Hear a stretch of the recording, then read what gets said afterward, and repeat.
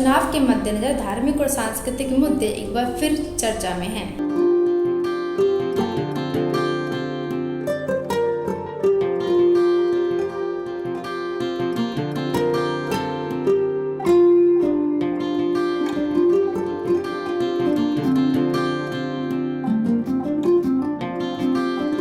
नमस्कार, मैं हूँ गीता और आप देख रहे हैं पंजाब केसरी टीवी।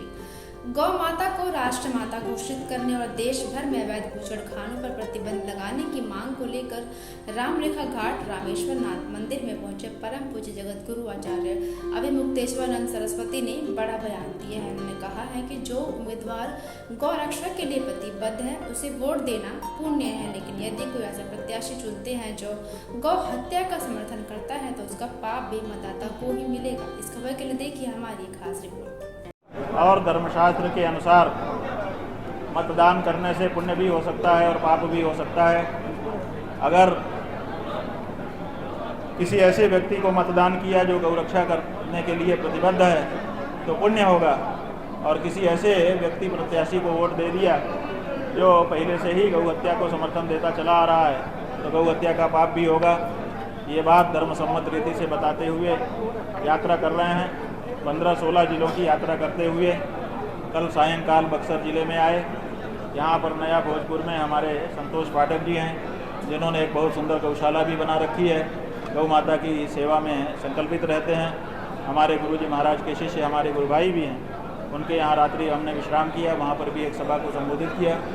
उसके बाद रामरेखा घाट पर रामेश्वर नाथ जी का ये जो दिव्य मंदिर है उसमें आकर के हमने पूजा अर्चना की और बक्सर के बहुत सारे सुधीजनों से यहाँ पर हमारा गौ माता के बारे में संवाद हुआ। बड़ी संख्या में लोगों ने गौ मतदाता बनने का यहाँ पर संकल्प भी लिया है। अब आपसे हम चर्चा कर रहे हैं तो थोड़ी सी भूमिका हमने बता दी, बाकी कुछ आपको पता भी है। रामेश्वर नाथ मंदिर परिसर में आयोजित गौ रक्षा संकल्प सभा में जगत गुरु ने साफ कहा कि देश की असली ताकत मतदाताओं के पास है। उन्होंने आह्वान किया कि जनता उन्हीं प्रत्याशियों को वोट दे जो गौ माता की रक्षा के लिए संकल्पित हो। जो उम्मीदवार गौ रक्षा के लिए प्रतिबद्ध हैं उसे वोट देना पुण्य है, लेकिन यदि कोई ऐसा प्रत्याशी चुनते हैं जो गौ हत्या का समर्थन करता है तो उसका पाप भी मतदाता को ही मिलेगा।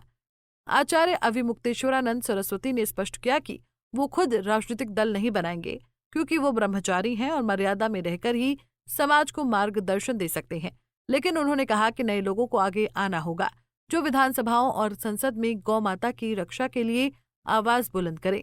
और दूसरे संत महंत भी आएंगे, धर्मात्मा लोग आएंगे, क्योंकि जो गौ माता की रक्षा चाहते हैं वो सब चाहते हैं कि इस बारे में जागृति हो और गौ रक्षा पूरे देश से बंद हो। तो बहुत से दूसरे संत महात्मा भी आएंगे, उनका प्रचार करेंगे। कोई पार्टी बनेगी सर? हाँ जी, कोई पार्टी बनेगी? नहीं, पार्टी हम कैसे बना सकते हैं? हम तो धर्माचार्य हैं, हमारी अपनी मर्यादा है, इसलिए हम पार्टी नहीं बना सकते। हमने तो पार्टियों से सबसे पूछा था कि भाई राजनीति करना हमारा काम नहीं है, आप लोग कर रहे हो, आप ही लोग अगर गाय के पक्ष में खड़े हो जाओ तो हमको ये ना करना पड़े। लेकिन देश की कोई भी पार्टी गाय के पक्ष में खड़ी होने के लिए तैयार नहीं है, इसलिए अब नए लोगों को ही आगे आना पड़ेगा जो गौ माता की रक्षा का वचन देंगे और जनता का वोट प्राप्त करके धीरे धीरे विधानसभाओं में और संसद में जाएंगे और वहाँ जाकर के गौ रक्षा का कानून बनाएंगे। 242 सीटों पर चुनाव एक एक करके पूछिए। भाजपा के भी प्रत्याशियों का आप करेंगे समर्थन? भाजपा एक पार्टी है, अगर वो गौ माता की रक्षा के लिए कृत संकल्पित हो तो हम क्यों नहीं करेंगे। लेकिन पिछले 12 वर्षों के लगभग से वो अभी लगातार केंद्र के शासन में है और बहुमत का उसके पास बल था। उसके बाद भी और उन्होंने बार बार बड़े अच्छे शब्दों में इस बात को कहा था कि गौ रक्षा होनी चाहिए, लेकिन इतने लंबे समय बीत जाने पर भी उन्होंने ये नहीं किया, बल्कि गौ रक्षकों को गुंडा कहा, गौ हत्यारों को सब्सिडी दी, बढ़ावा दिया और उनसे चंदा लिया। तो इन सब से ये तय हो गया कि वो गौ रक्षा के बारे में बिल्कुल झूठ बोल रहे हैं, जनता को ठग रहे हैं, इसलिए फिलहाल वो भी समर्थन के योग्य नहीं है। लेकिन कांग्रेस भी तो कभी कांग्रेस भी समर्थन के योग्य नहीं है, उसको पहले ही देश की हिंदू जनता नकार चुकी है। बक्सर में जिला मुख्यालय में ही खलासी मोहल्ला में कई बार गौकसी का भंडाफोड़ हुआ। हाँ, यही तो बिहार में 1955 से ही गौ रक्षा का कानून लागू है, लेकिन वो केवल कागजों में बना हुआ है, इसलिए यहाँ जागृति की विशेष आवश्यकता है और इसीलिए हम चाहते हैं कि यहाँ पर जागरूकता आए। गौ रक्षा के लिए आगे नहीं आते हैं, ऐसे जनप्रतिनिधि को आप क्या कहेंगे? हम जनप्रतिनिधि को नहीं कह रहे हैं, जनप्रतिनिधियों से खूब कहा गया 88-80 साल से, और किससे कह रहे हैं? जनप्रतिनिधियों से ही तो कह रहे हैं। जब नहीं सुना उन्होंने, अब सीधे मतदाता से हमारी बात हो रही है। अब धीरे धीरे मतदाताओं से हमारा संपर्क होगा, क्योंकि हमने अनुशीलन कर लिया कि असली ताकत मतदाता के पास है, असली ताकत नेता के पास नहीं है। नेता के पास नकली ताकत है, थोड़े दिन की है, अस्थायी। इसलिए मतदाता ही तय करेगा। अगर वो गाय के लिए वोट करेगा तो निश्चित रूप से गौरक्षा होगी।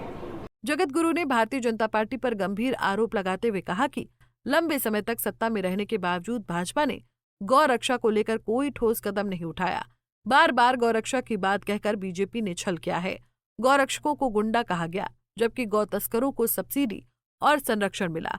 उन्होंने कांग्रेस को भी समर्थन योग्य नहीं बताया।